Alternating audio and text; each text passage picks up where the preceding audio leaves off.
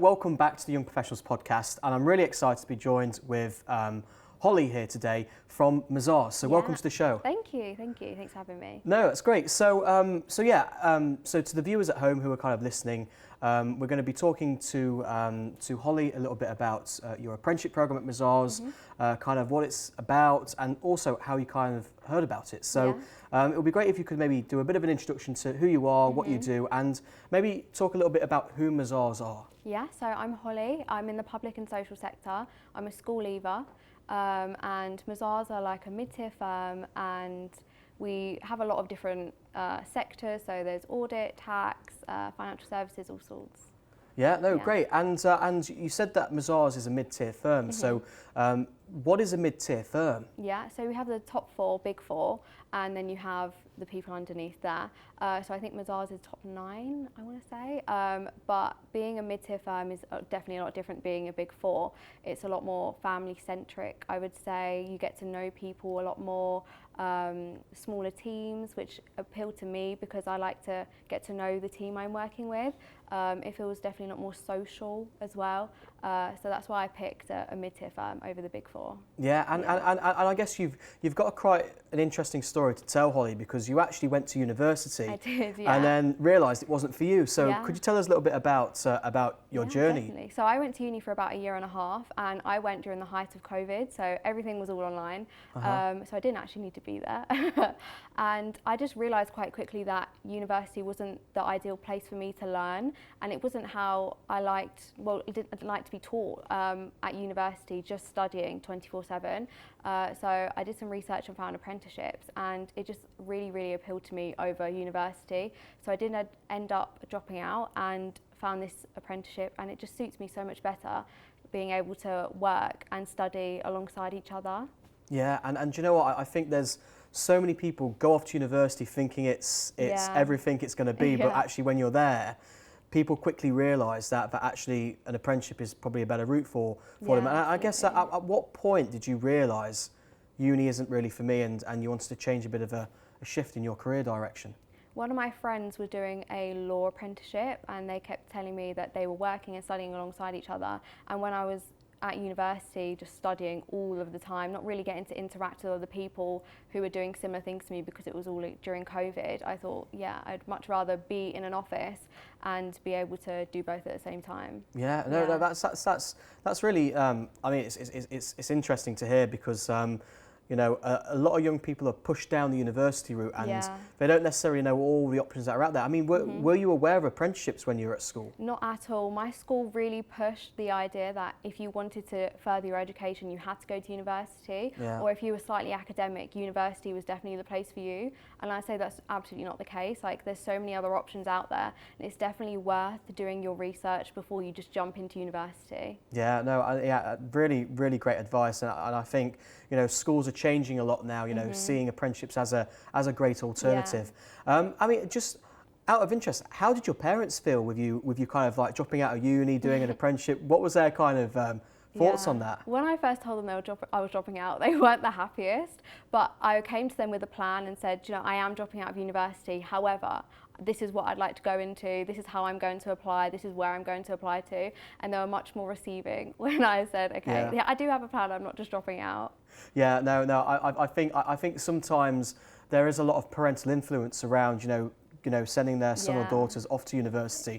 So it's great to see that you had a bit of a plan in terms of what you were going to do, and I guess for everyone at home who's listening, it's super important to know that there are alternatives out there, and like, you don't have to feel like you've got to go to uni to get these sort of opportunities. So you're now at Mazars.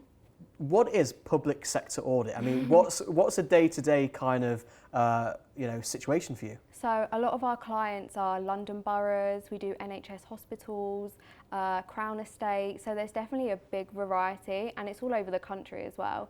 So that's the type of clients that I'm focusing on at the minute. And what sort of things would you be doing on an audit for, let's say, the NHS or maybe some of the London boroughs? What's the actual day-to-day looking like as a public sector auditor? So last week I was at a client site in Canary Wharf with the finance team of a NHS hospital, and I was going through their different lines of expenditure and making sure they had the matching invoices for it. It's very interesting seeing where exactly the money goes and how you kind of check it against the bank accounts. Yeah. I mean, it's super interesting, and actually, you know, just starting your career only just a few months ago, being in Canary Wharf for starters. How was that feeling? It's so lovely. It's a really like, wow, I made it moment.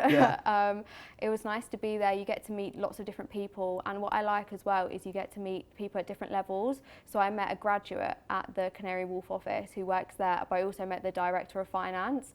So you're really just networking with a whole different bunch of people, which is nice. And I think networking is so key, especially when you're so early in your career, to build those kind of networks. And it's great to see that as an apprentice at Mazars, you get to connect with people from all different hierarchies and different levels within the business. Yeah, definitely. Like, it's definitely encouraged that if you have a question and to someone a lot more senior, just email them, ask them questions, ask them for help.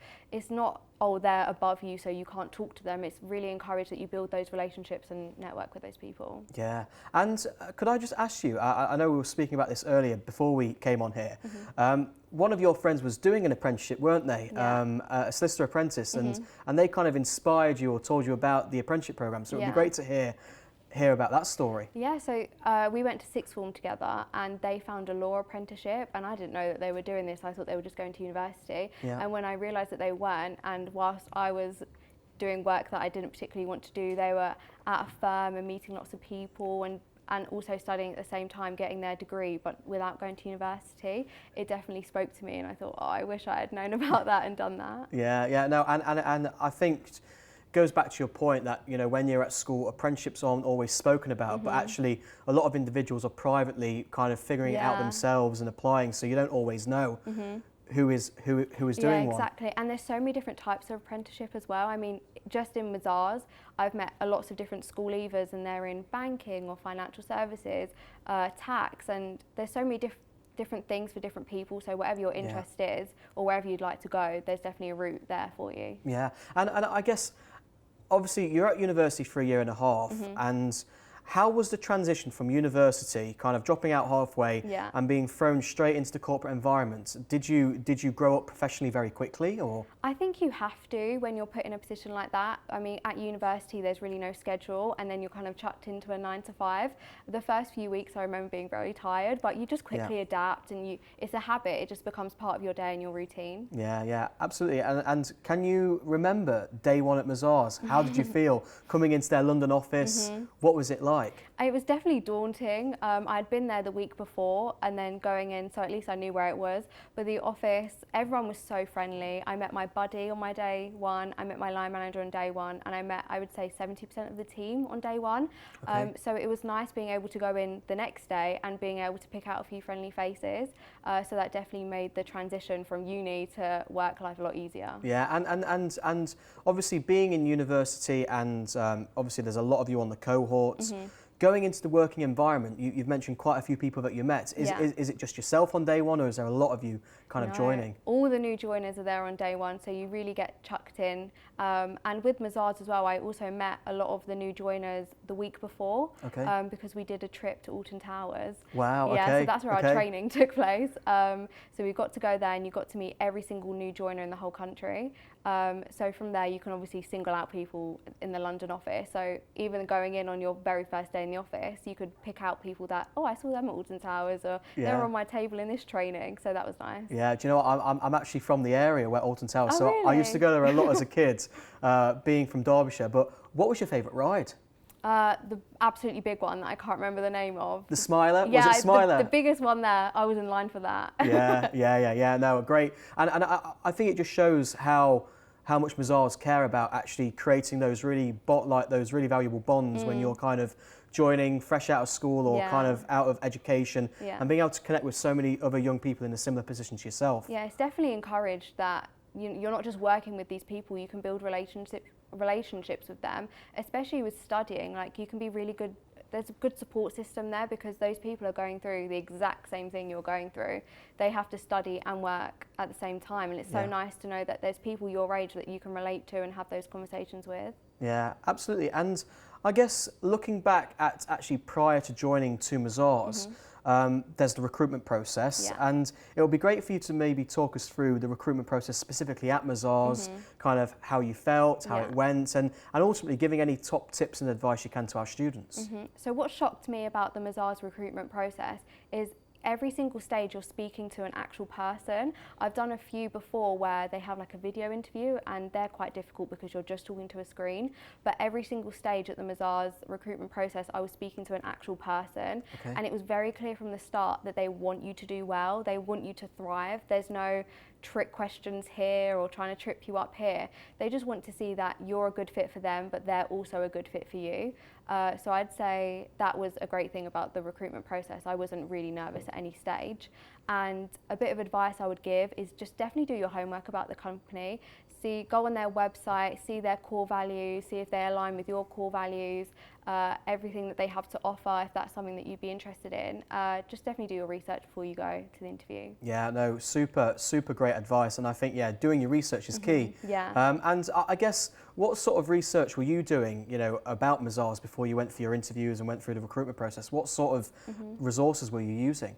So definitely their website was one big one. Their YouTube channel I had a look at as well, because they had some resources about interviews on their YouTube channel, and Glassdoor, so you can have a look at people that have interviewed and left like comments or reviews on the interview process.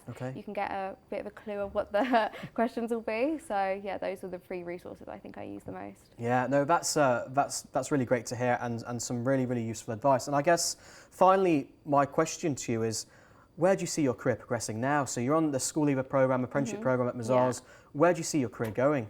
I'd like to stay at Mazars definitely, because everyone that I've spoken to is really happy and really friendly and really wants to teach you. I think it's a really nice, comforting environment. So I definitely stay there and just keep passing my exams, hopefully, working my way up, meeting more people, meeting more clients. So that's where I'd like to see myself in the future. No, that's great. Well, thank you so much, Holly, for joining us on the Young Professionals podcast today. And I hope everyone at home has kind of learned something a little bit more about you as an individual, but also more importantly, how they can maybe follow in your footsteps at Mazars in the near future. So thank you. Thank you for having me.